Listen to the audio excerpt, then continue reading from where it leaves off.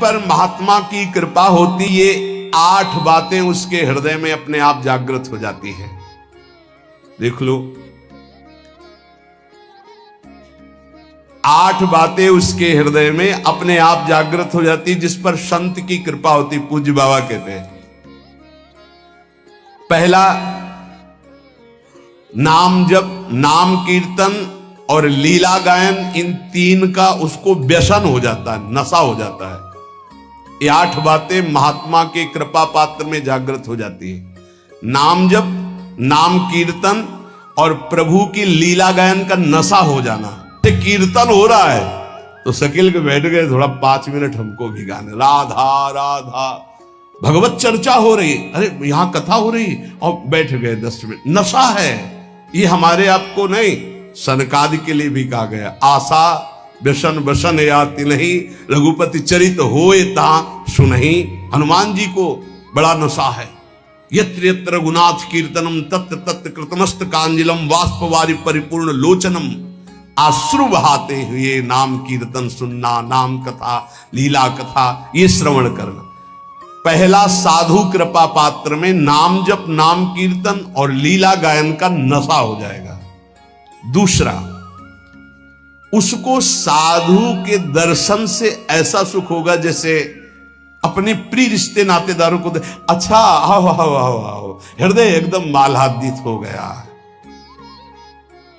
साधु महात्मा से जब बिछोड़ने का समय आता है तो ऐसा लगता है हमारे प्राण छूट रहे हैं। ऐसा बिछुरत एक प्राण हरि ले ही, ये साधु कृपा पात्र में होगा। संत को आओ आओ, आज तो हमारे अहो भाग्य, जो प्रभु मोहि अनुग्रह की ना, तो तुम्हारी दरस हट देना।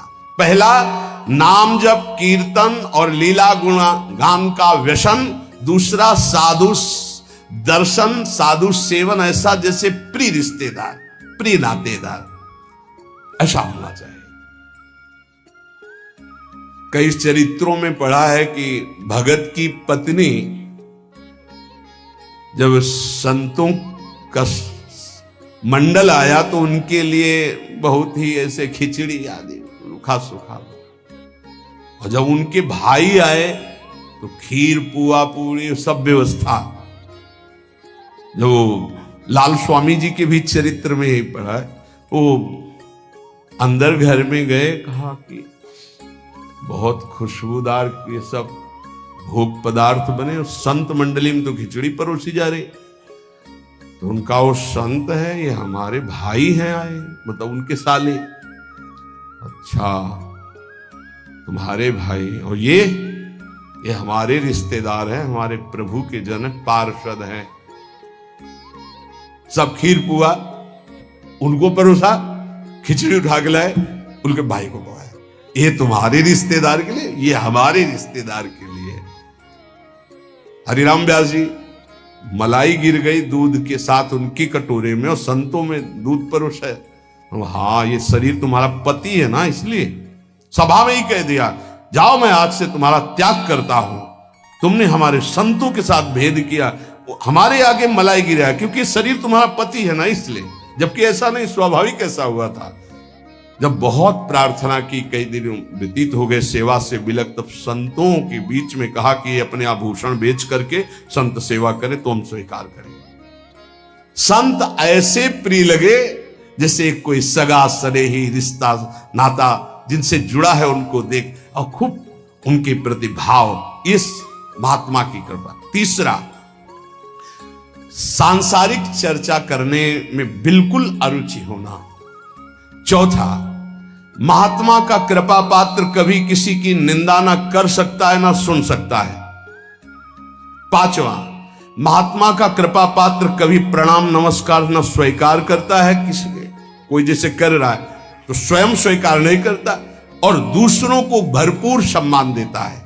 स्वयं अमानी रहकर दूसरों को वो किसी का मान सम्मान स्वीकार नहीं करता और दूसरों को मान सम्मान करता है। छठा, किसी का चित्त दुखे ऐसा संवाद नहीं, किसी का चित्त दुखे ऐसी कोई क्रिया नहीं, और कोई किसी संवाद या क्रिया से उसको दुख पहुंचावे तो उसका चित्त दुखे ऐसी स्थिति नहीं। सातवां, यदि उसको कोई पद या उपाधि दी जाए तो विष्ठा के समान उसको त्याग देगा महात्मा का कृपा पात्र। कोई पद या उपाधि दी जाए तो विष्ठा जैसे त्याज्य होता। विष्ठा त्याज्य का मतलब विष्ठा त्यागने के बाद किसी को गर्व नहीं होता। मलवत त्याग भोगों का, पद प्रतिष्ठा का। देखो, जब हम मलवत त्याग नहीं करते तो त्याग तो वस्तु का होता है, अभिमान उस वस्तु के त्याग का होता है जो उससे भी खतरनाक होता है। वस्तु की समीपता जितना बाधक है उससे ज्यादा बाधक है वस्तु त्याग का अभिमान। वह किसी के चित्त दुखाने पर कभी दुखी नहीं होता और वो कभी कोई ऐसा संभाषण या व्यवहार नहीं करता और अपनी प्रतिष्ठा को विष्ठा के समान त्याग देता है।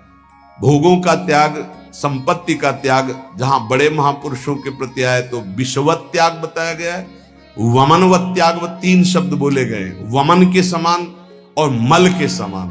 इनमें सबसे ज्यादा श्रेष्ठ मल के समान है। उसका ध्यान ही नहीं है, कोई उसको ऐसे उसका स्मरण ही नहीं। मलवत त्याग मतलब उस त्याग की स्मृति भी नहीं रह गई, उसे त्याग कहते हैं।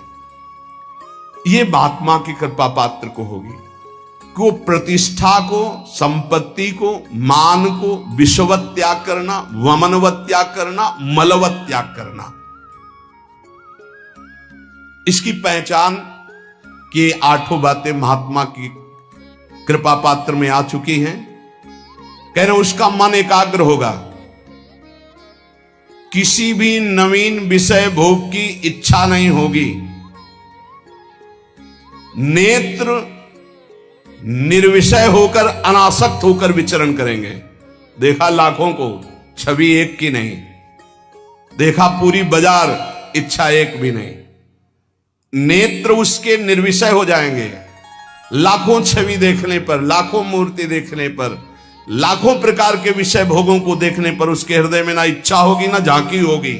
एकांत में जाकर किसी व्यक्ति का चिंतन नहीं होगा। जिसका मन एकाग्र है, नवीन विषय भोग की इच्छा नहीं है, नेत्रों में किसी की आकृति नहीं, कोई विषय की झलक नहीं, पूरी बाजार घूम आवे, पूरे लाखों लोगों से मिल ले, वो महात्मा का कृपा पात्र भगवान प्राप्त करने के योग्य हो चुका है। ये 8 बातें पुनः सुन लीजिए कृपा करके।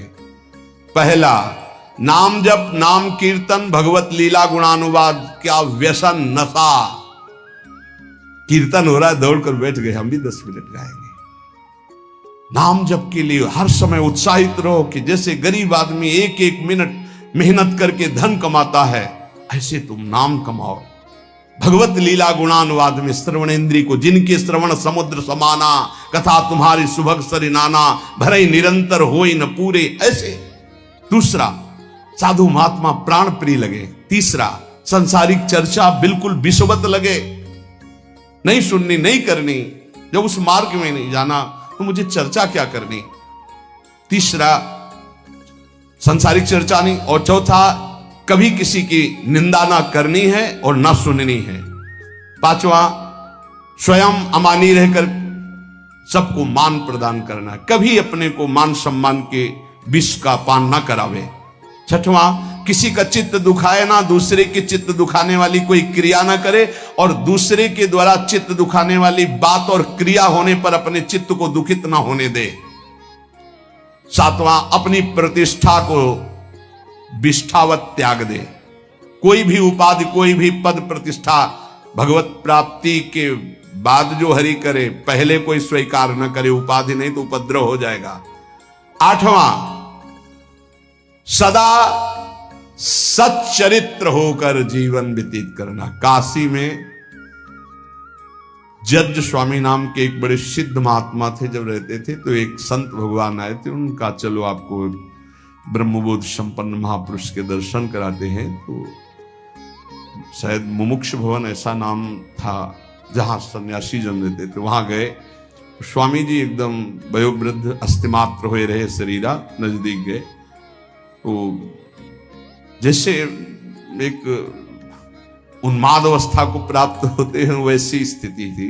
अचानक जब स्वामी जी ओम नमो नारायण है, अचानक ऐसी दृष्टि हुई और बस इतनी जोर से हाथ पकड़ा और अंग्रेजी में उन्होंने कहा, हमें अंग्रेजी तो याद नहीं है, पर उसका भाव था, वो गुड करेक्टर ऐसे कुछ बोल रहे थे कि जिसका चरित्र पावन है वही सब कुछ है, और अगर चरित्रहीन है, चरित्रता चली गई तो कुछ नहीं रहा। इसलिए जीवन में करेक्टर गुड रखना है। मतलब हम तो हिंदी में बोल रहे, वो अंग्रेजी से बोल रहे, तो जो संत ले गए थे वो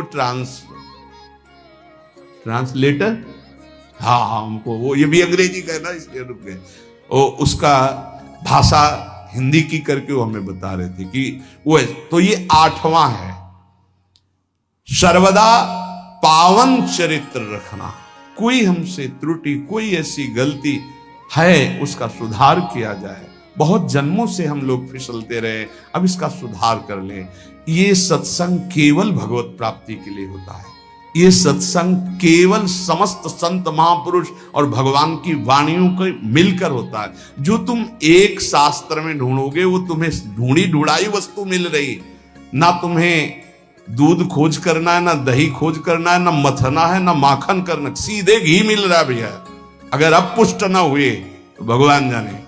बड़े बड़े महापुरुषों के पावन सूत्र, पावन चरित्र, पावन सिद्धांत आपको मिल रहे।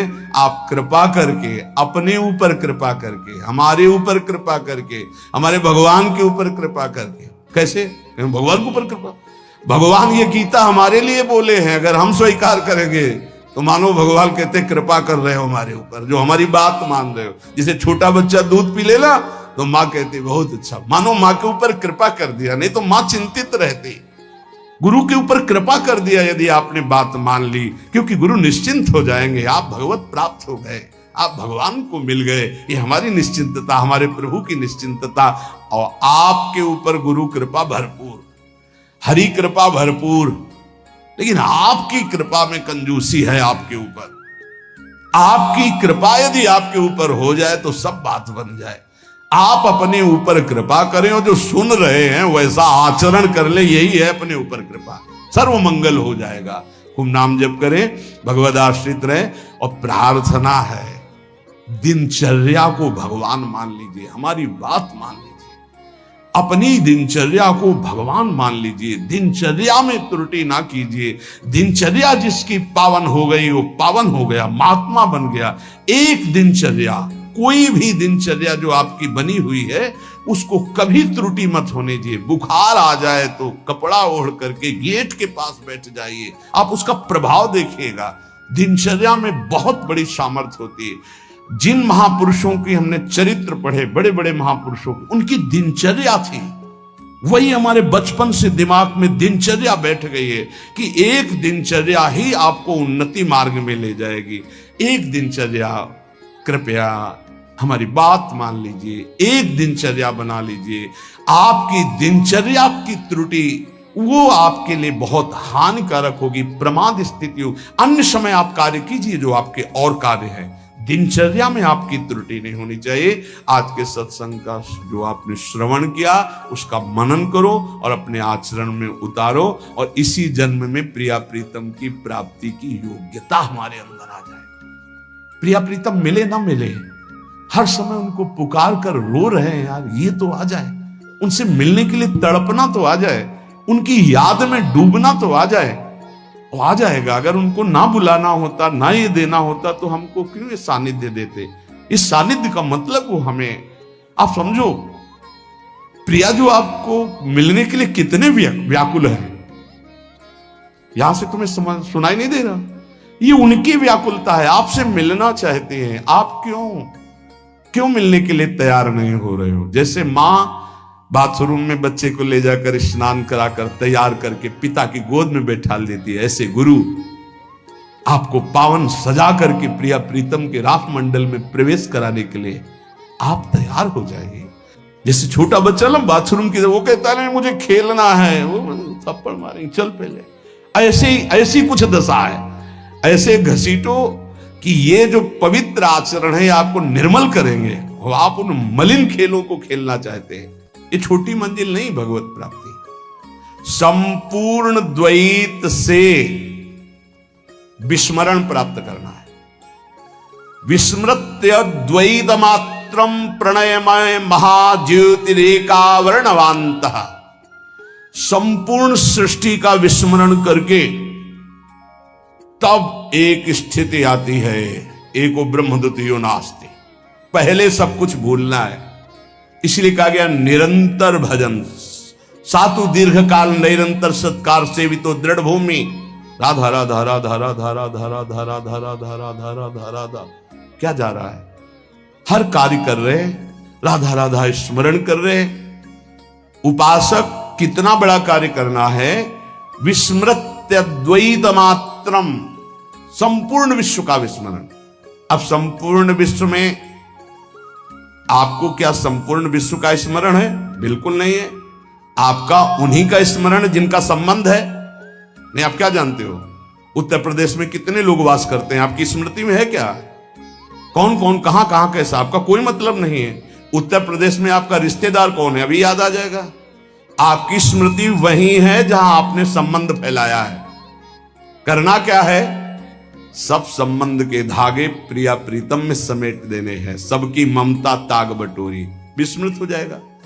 पूरा संसार तो विस्मृत है, कुछ स्मृत है केवल अपना शरीर, शरीर के संबंधी भोग और शरीर संबंधी रिश्ते नातेदार, बस इतना है अपना स्मरण। पूरा संसार में नहीं। कहीं भी प्रांत का प्रांत नष्ट हो जाए आपको कोई भारी दुख नहीं होगा, लेकिन अपने घर की एक ईंट खसक जाए तो परेशानी आ जाएगी, क्योंकि ममता अपने घर में उस प्रांत में नहीं है। यहां लिखा है विस्मत, पूरे विश्व का विस्मरण। तो पूरा विश्व तो विस्मृत है ही है, कुछ हिस्सा है जो तुम्हें मिटाना है, नहीं तो अपने आप सब मिटा हुआ है। क्या स्मरण पूरे विश्व का? पता ही नहीं तुम्हें पूरे विश्व में है क्या क्या। पूरे विश्व का थोड़ी पता है। कुछ भूमि ऐसी है जिसमें कुछ देश बसे हुए हैं, इससे कई गुना बड़ी भूमि है जिसमें कोई नहीं रहता है, वहां केवल देवता और सिद्ध जा सकते हैं। तो आप पूरा विश्व थोड़ी जानते हैं। इन जितने देश बसे उनमें सब देश नहीं जानते आप। छोड़ो, अपना भारत देश पूरा नहीं जानते आप। 140 करोड़ जनता, किसको जानते हो आप? कितने को जानते हो? भारत के किसी एक प्रदेश के किसी एक शहर में या गांव में एक कोने में तुम्हारा घर है, उस घर में किसी एक कमरे में एक कोने में तुम्हारी सैया है। तुम हो क्या? ऐसे पूरे ब्रह्मांडों का एक फल समझ लो। ऐसे अनंत ब्रह्मांड जिसके एक रोमकूप में वास करते हैं, उन भगवान के सेवक हैं। ब्रह्मांड निकाया निर्मित माया रोम रोम प्रतिवेद कहे, दिखरावा माते तेन अद्भुत रूप प्रचंड, रोम रोम प्रति लागे कोटि कोटि ब्रह्मांड, कोटि कोटि करोड़ करोड़ ब्रह्मांड जिनके करो। इस पूरे ब्रह्मांड में एक ये मृत्यु लोक में भारत देश में एक प्रदेश में, एक जिला में, एक कस्बा में, एक गांव में एक छोटा सा घर, उस घर में एक कोने में सैया। तुम हो क्या? क्या हो? जैसे गूलर के फल में देखो कितने भुनगे निकलते हैं, ऐसे गूलर की फल की तरह भगवान के विराट रूप में एक रोमकूप में करोड़ों ब्रह्मांड वास करते हैं। तुम्हारा विस्मरण करने का ज्यादा मेहनत नहीं पड़ेगी। तुम इतने त्रिकालज्ञ नहीं हो कि पूरे भारत को जानते हो या विश्व को। तुम्हारे स्मरण में केवल वही विषय हैं जो भोगे हो, वही व्यक्ति हैं जिनसे संबंध बनाए हो। तो इन सबकी ममता ताग बटोरी, मम पद मन बांध बर डोरी।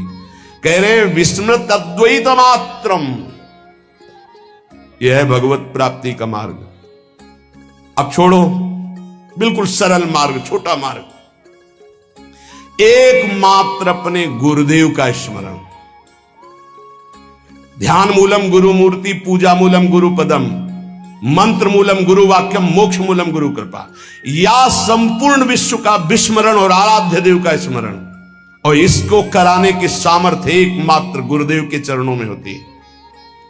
अगर ध्यान मूलम गुरु मूर्ति, पूजा मूलम गुरु पदम, मंत्र मूलम गुरु वाक्यम, तो मोक्ष मूलम गुरु कृपा। गुरु कृपा से सब सुलभ हो। एक जगह पकड़ लो, उठते बैठते चलते फिरते अपने गुरुदेव की आज्ञा के अनुसार चल रहे हैं, उनका चिंतन कर रहे हैं, प्रगट में गुरुदेव विराजमान है, फिर कोई साधन में त्रुटि या फिर कोई अशांति सवाल नहीं उठ सकता। मानो परमानंद में प्रभु के साथ चल रहा हूं। सच्ची कहता हूं, गुरुदेव का मतलब है प्रिय प्रीतम मिलित रूप विराजमान। साक्षात हमारे प्रिय प्रीतम गुरुदेव के रूप में विराजमान। ये हृदय की बात कहता हूं, शास्त्रों बार श्री जी अनुभव कराती है कि मैं ही गुरुदेव के रूप में विराजमान हूं। देख, फिर क्या चिंता, मानो मैं हर समय श्री जी के समीप हूं, हमारा केवल स्मरण गुरुदेव। तो द्विधासन से आदि जितनी दुविधा जितना संशय है, ये संसार के चिंतन में है, भगवान या गुरुदेव के चिंतन में नहीं है। अगर भगवान का चिंतन हो रहा है तो गुरुदेव का चिंतन हो रहा है, गुरुदेव का चिंतन हो रहा है तो भगवान का चिंतन हो रहा है। गुरु गोविंद दो नहीं है, गुरु गोविंद न भेद कराए। महाज्योति स्वरूप प्रेम समुद्र में उज्जवल महाप्रेम रस प्रदान करने वाला जो वृंदावन है, इस वृंदावन में प्रियादासी के रूप में अपने को वही देख पाता है जो संपूर्ण संसार का विस्मरण कर देता है। महाप्रभु के विस्मरण करने का उपाय बता रहे हैं। मृदुपद न्यास उठत कुमकुम रज, अद्भुत बहत समीर दुकुलहु, कबहू श्याम श्यामा दसनांचल, कच कुछ हार छुअत भुज मूलहु। ये चिंतन, अति लावण्य रूप अभिनय गुण, नाहिन कोटि काम समतुलहु। करोड़ों काम जिनकी समानता नहीं कर सकते, इनका रास हो रहा है, इनका विलास हो रहा है। इसी का गायन, इसी का चिंतन। थे वचन मिथुन मुख निसरत, सुन सुन देह दशा के भूलो। प्यारी जो थे ऐसे वो शोभा जो झलक रही है, कैसा सुंदर स्वरूप है। अभिनय निपुण स्वामिनी जो समस्त कलाओं में प्रेम, उपासक के नेत्रों के सामने झलक रहे शोभा। लटक लट लोचन, भ्रकुटी अनंग नचायो, ताता थे धरत नूतन गति, पति ब्रजराज रिझायो। वो शोभा देश शुद्ध का विस्मरण करा करके ऐसी स्थिति में पहुंचाए है जहां प्यारोढ़ क्षमते न यच्छु शुकादी नाम तु ध्यानगम। वो उपासक भाव देह को प्राप्त कर लेता है जो द्वैत प्रपंच का विस्मरण करके अपने आराध्य देव की लीला चिंतन में लग गया। कैसा सुंदर रूप है हमारे युगल सरकार का। अति लावण्य रूप अभिनय गुण, नाहिन कोटि काम समतुलो। भ्रकुटि विलास हास रस बरसत, जैसे ही हरिवंश प्रेम रस है। प्यारी जो विशाल नेत्र, महाप्रेम समुद्र भरे, उन नेत्रों से जब प्रीतम की तरफ देख रही हो और मंद मुस्कुराकर भ्रकुट संचालन होता, वो स्वरूप प्यारी जू का अभिनय निपुण, लटक लट लोचन भ्रकुटी अनंग नचायो।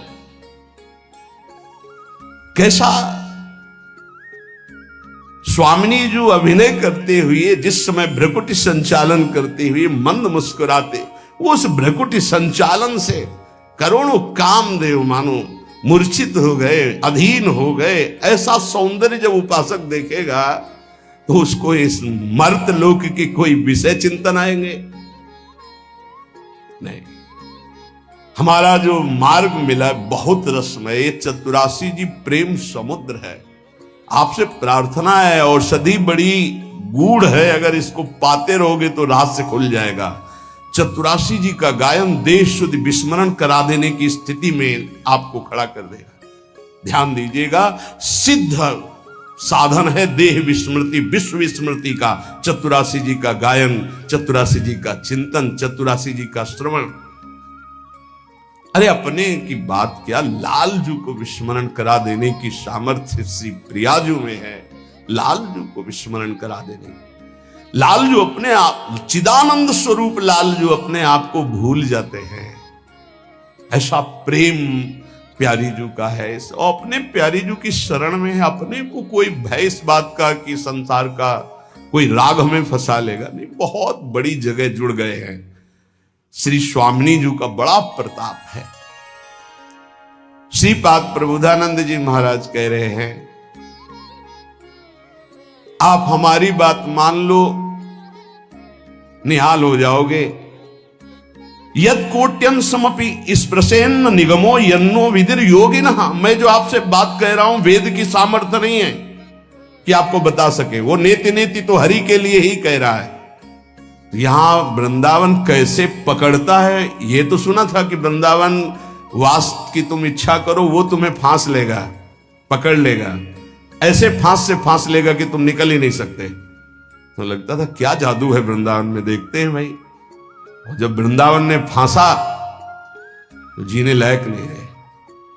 अब वृंदावन के बिना जी नहीं सकते। आपको कैसे होता है, ये नहीं कि किसी रोग आदि के कारण नहीं, वृंदावन के बिना, वृंदावन जीवन है, प्राण है। यद कोट्यन समपि स्पृशेन्न निगमो यन्नो विदुर योगिना। जो श्रीपाद कह रहे, करोड़वें अंश की महिमा भी वेद ने वर्णन कर सकते हमारी प्यारी जू की, लाल जू की महिमा नेति नेति वर्णन करके। यद कोट्यन समपि स्पृशेन्न निगमो, निगम ने वेद, न निगमो यन्नो विदुर योगिनः। बड़े बड़े योगी भी जिस रहस्य को नहीं जानते। आगे की बात और दुर्लभ के, श्रीश ब्रह्म सुकार्जुन उद्धव मुखा पश्यन्ति यन्न क्वचित अन्यतो किम ब्रजवासिनामपि न यदृश्य कदा लोके। श्री वृंदावन रूप मदभुतमहम राधा पदैकाश्रया। समझ आ जाए तो भाई श्री जी की बड़ी कृपा, नहीं तो कह रहे वेद नहीं समझते तो हम लोग क्या समझ लेंगे। समझो, जिन श्यामाजू की महिमा के करोड़वें अंश को वेद नहीं वर्णन कर सकते, जिन श्यामाजू की महिमा को बड़े बड़े योगी जन भी ध्यान में नहीं पाते। आगे उधर श्री ब्रह्म शुका अर्जुनो उद्धव मुखा पश्यन्ति अन्न क्वचित। हमारी प्रिया जी जहां विराजमान है नवनिभृत निकुंज में, इन सब महापुरुषों ने अवतार लीला में दर्शन किए, अवतार लीला का गायन किया, अवतार लीलाओं को देखा कृपा से, लेकिन सेवा में सम्मिलित नहीं हुए। नवनिभृत निकुंज में विराजमान जो रूप बेली प्यारी बनी सुप्रीतम प्रेम तमाल, यहां सिर्फ सहचरियों का प्रवेश है। श्रीपाद प्रबोधानंद जी महाराज ने 3 वृंदावन का वर्णन किया प्रारंभ में। पहला गोष्ठ वृंदावन जिसमें सखाओं के सहित प्रभु नित्य लीला करते रहते हैं। दूसरा गोपी वृंदावन जिसमें रासोत्सव होता रहता है गोपी जनों के साथ, प्रिया लाल गोपी जन जिनको राधा कृष्ण रूप में उच्चारण नाम किया गया। राधा कृष्ण और समस्त गोपी मंडल मंडिता और रास जिसमें भगवान शिव प्रवेश किए। जिन गोपी जनों की विरहाग्नि का प्रेमाग्नि का ताप उद्धव के हृदय में वृंदावन में आते हुए लगा तो ज्ञान गुदड़ी भस्म हो गई। उद्धव जी ने गोपी जनों के उस प्रेम को देखा। श्री शुकाचार्य उसी प्रेम का गान कर रहे हैं। भगवान शिव उसी रास में गए और स्वामिनी जी की महिमा को देखा और कटाक्ष कृपा कटाक्ष का गायन किया। लेकिन यहां कह रहे पश्यन्ति यन्ना क्वचित, इन महापुरुषों का यहां प्रवेश नहीं। कौन बोले? राधा निकुंज बाटी श्रीपाद प्रबोधानंद। गोपी वृंदावन तक सबका प्रवेश, यहां केवल सहचरियों का प्रवेश। 3 गोपिन ते दुर्लभ माई नित्य विहार सहज सुखदाई। और बात कह रहे कि अन्यत्य क्रिम, अन्य उदाहरण तुम्हें क्या दूं? ब्रजवासिनाम अपि ना यद दृश्य कदा लोक है। नंद बाबा आदि जो ब्रजवासी जन हैं, उनके सखा जन जो हैं, सुहृद जन जो हैं, इनका भी इस नवनिवृत्त निकुंज में प्रवेश नहीं, क्योंकि बाबा का वात्सल्य भाव है।